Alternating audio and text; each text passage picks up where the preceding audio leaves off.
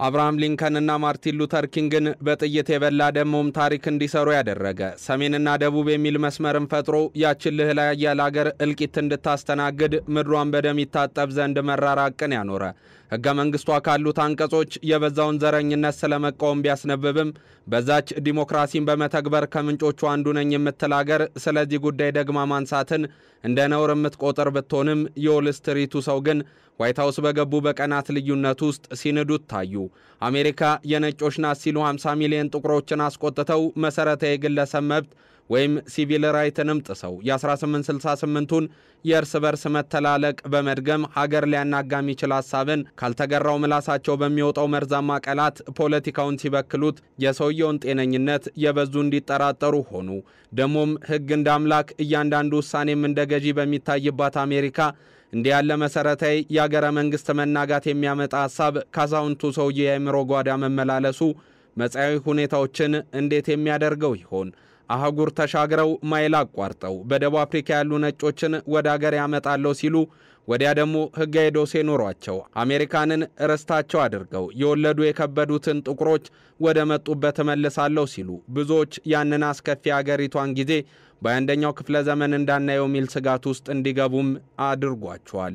ለመሆኑ ሰሞነኛው የትራምፕ የነጭ ወዳድነት አስተሳሰብ መነሻው የታወቀ ቢሆንም መዳረሻው የት ነው?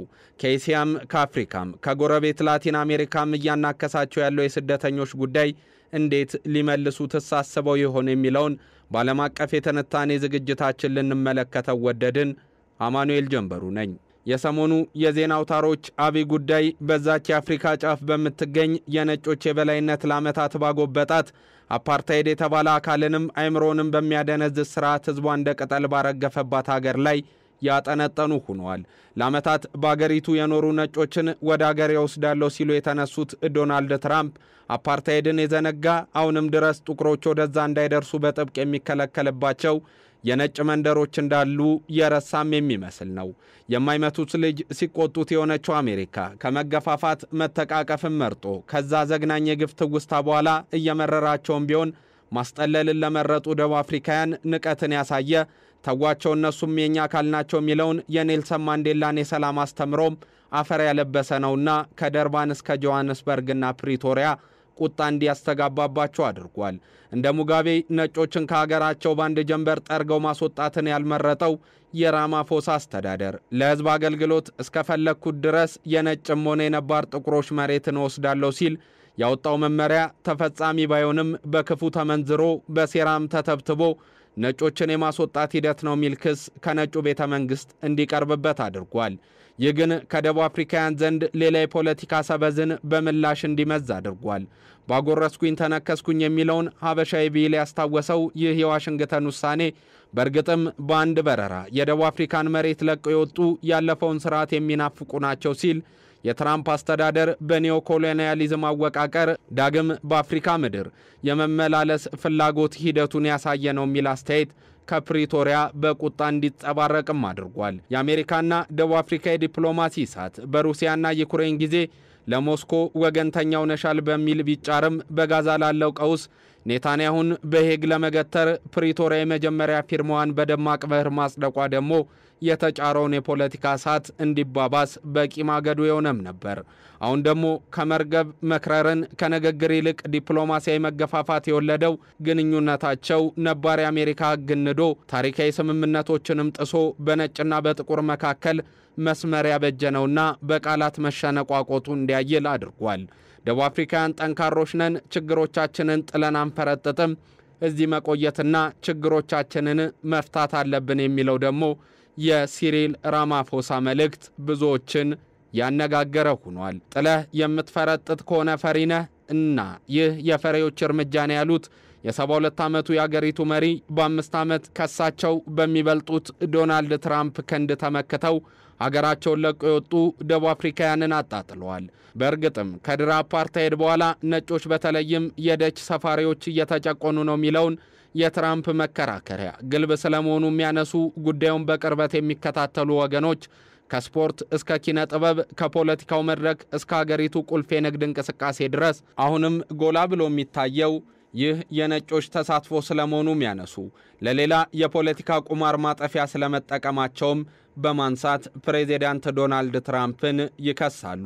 በአገራቸው ለጥቁሮች የሥራ ዕድል በመፍጠር የተሻለ ሀስ ለማስመዝገባቸው ቢነሳላቸውም ስር የሰደደውን ጥቁር ጠል አስተሳሰባቸውን ሊሸፍንላቸው እንዳልቻለ በትዝብት መልክ የሚነሳባቸው ዶናልድ ትራምፕ በሺህ ኪሎ ሜትሮች አቋርጠው አትላንቲክንም ቀስፈው በደቡብ አፍሪካ መገኘታቸው የፖፑሊዝም ወይም ህዝበኝነት የተባለውን መገለጫ የፖለቲካ አስተሳሰባቸውን ፍንትው አድርጎ ያሳየ ነው የሚለው አመክንዮን የሚያጠናክር ነው።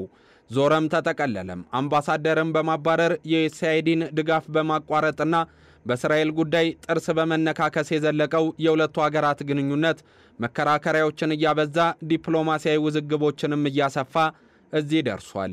የትራምፕ ዛቻ ያልበገራቸው ሩሲያን የመጀመሪያ ምርጫቸው አድርገው የተቀበሉት በአፍሪካ ቁጥር 1 የምጣኔ ሀብት ባለቤት የሆነች ሀገርንም የሚመሩት ራማፎሳ በቀጣይስ በየትኛው የፖለቲካ ሀዲድ ላይ መጓዝን ይመርጣሉ የሚለው የሁለቱ ሀገራት ግንኙነትን ለሚከታተሉ ወገኖች ጉጉት የሚያሳድር ሆኗል። አሁንም ግን ጡዘቱ እንደቀጠለ ነው። ትራምፕ በአብዛኛው ከደች መጥተው የሰፈሩ ነጭ ተወላጅ የሆኑ ደቡብ አፍሪካውያን መጥፎ ሁኔታን እየሸሹ ነው በሚል አሜሪካን እንዲሰፍሩ ፈቅደዋል። ራማፎሳ በበኩላቸው እነዚህ ዜጎች ወደ አሜሪካ የሚጓዙት የአገሪቱን ችግሮች ለመፍታት በሚደረገው ጥረት ተመራጭ ባለመሆናቸው ነው ብለዋል። ነጩንም ጥቁሩንም ካያችሁ ሀገር ውስጥ የቆዩት ሀገራቸው ስለሆነ ነው የሚለው የራማፎሳ መከራከሪያ እኛ ችግሮቻችንን ጥለን መረጥ የለብንም የሚል አመለካከትንም ያነገበ ነው። እዚህ መቆየትና ችግሮቻችንን መፍታት አለብን በማለትም መጤና ነባር የሚል ፖለቲካዊ መስመር ማስመር እንደማያስፈልግም አስረድተዋል። የፕሬዚዳንቱ ፈሪ የሚለው አስተያየት ግን በማህበራዊ ትስስር ገጽ ተጠቃሚዎች ዘንድ እንደ ስድብ በመታየት ብዙዎችንም ሲያስቆጣ ታይቷል። ወደ አሜሪካ ያቀኑት ነጭ ደቡብ አፍሪካውያን በአሜሪካ ባለስልጣናት አቀባበል የተደረገላቸው ሲሆን በአመጽና በሽብር ውስጥ ይኖሩ እንደነበረም መናገራቸው ደግሞ በበርካታ የደቡብ አፍሪካ ዜጎች ዘንድ እንደ ትዝብት እንዲቆጠርባቸውም አድርጓል። ራማፎሳ ይህንን በማጣጣልም በአገሪቱ ቅኝ ገዢዎች ለመቆየት መጥተው ያላባርነርናቸው ብቸኛ አገርኛ ነን ብለው የኔልሰን ማንዴላን ያስተምሮት መንፈስ ደግሞ ሲያነሱም ታይቷል። የአገር ሕግን በአንድ ጀንበር ለሚቀይሩት ነጭ ወዳድነትና መጤጠለነትን የፖለቲካ ሊዮት መገለጫቸው የሆነው የሴኔት ሕግን የሚሽሩ ሕገ መንግሥትን የሚያፈርሱ ገልፍን ተወዳጅተው አፍሪካን ማየት ያልፈለጉ ጥቁሮች ይወዱኛል ብለው በኩራት ቢናገሩም በሄዱባቸው ጎዳናዎችና ባለፉባቸው ከተሞች ከቆዳ ቀለም ጋር በተያዘ ልዩነት የፈጠረ ንግግርን ለማድረግ ድንቅፍ የማይላቸው ዶናልድ ትራምፕ ይህ የዘረኝነት ዛራቸው የት ያደርሳቸው ይሆን? የአብርሃም ሊንከንን ቃል በማፍረስ የማልኮም ኤክስና ማርቲን ሉተር ኪንግን ትግል በማርከስ አሜሪካን በነጭ ሞላታለው የሚለው ጉዟቸውስ የት የሚያዳርሳቸውና የሚያዛልቃቸው ይሆን?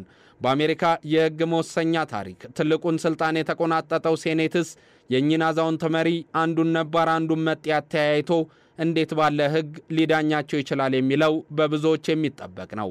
ያ ካልሆነ ግን እሱም እንደሳቸው የዘረኝነት ዕጣን የሚጨስበት ቤት ተደርጎ ከመፈረጅ የሚያድነው አይመስልም። ይህን ትንታኔ ስናዘጋጅ ቢቢሲን፣ አልጀዚራንና ሲቢኤስ ኒውስን በዋቢነት ተጠቅመናል።